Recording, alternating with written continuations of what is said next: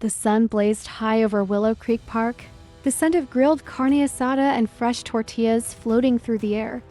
Children laughed as they chased bubbles across the grass, and families gathered around picnic tables covered in vibrant cloths and homemade dishes. It was a Sunday afternoon, the kind that made people feel like everything might just be okay in the world. Among those families was the Ramirez clan, 3 generations deep. They claimed their usual spot under the tall sycamore tree, setting up a folding table, coolers, and a small portable speaker that played lively Latin music. It was Miguel and Rosa's 10th wedding anniversary, and they decided to celebrate the way they always did, with good food, good people, and good music. Their 2 children, Sofia and Diego, ran around barefoot, their giggles echoing across the open space. But not everyone appreciated the joy in the air.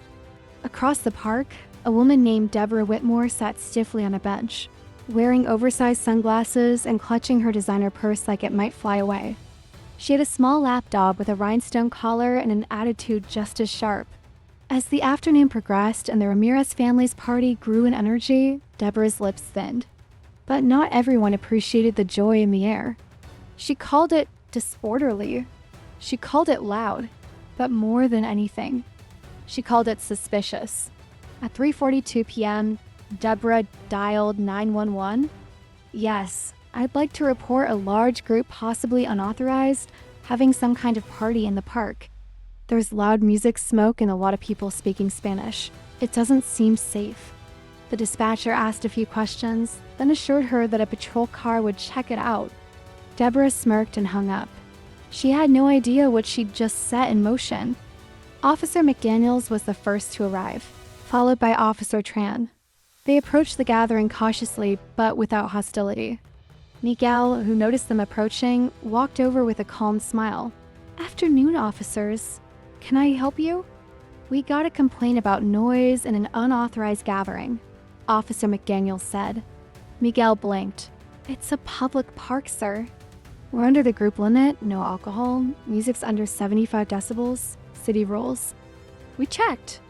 Rosa walked over with a permit in hand. "Just in case," she said, handing it to them with a polite nod. The officers reviewed the paperwork, already realizing this wasn't going to be what the caller expected. Meanwhile, Deborah approached, arms crossed, expression tight. "I told you," she hissed. "They're not supposed to be here. Look at them." "Ma'am," Officer Tran said, "they have the proper permit. There's no violation here." Deborah's eyes narrowed. "So you're just going to let them blast their music and take over the whole park?" Just then another car pulled up. But it wasn't a squad car. It was a sleek black SUV with official state plates.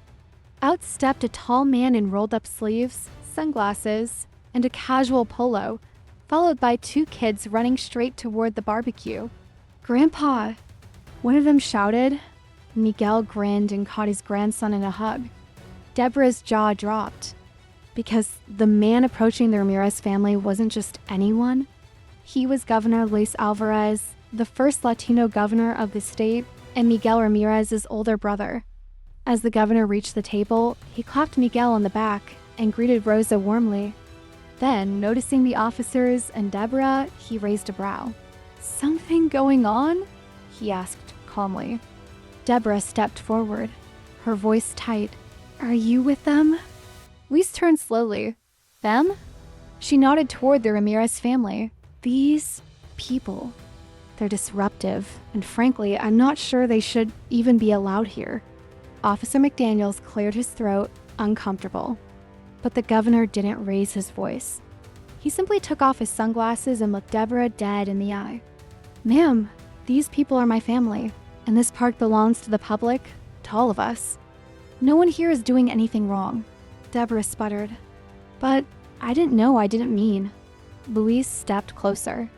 "You saw a family celebrating and assumed the worst because of how they look. That's not safety. That's bias, and it stops here." By now, several people in the park had begun filming. Deborah's face flushed as she realized what was happening. The officers, now visibly annoyed, turned to Miguel. "Sorry for the inconvenience, sir," Officer Tran said. You're good to go." As they walked back to their cruiser, Deborah turned to leave, red-faced and shaken. The governor watched her go,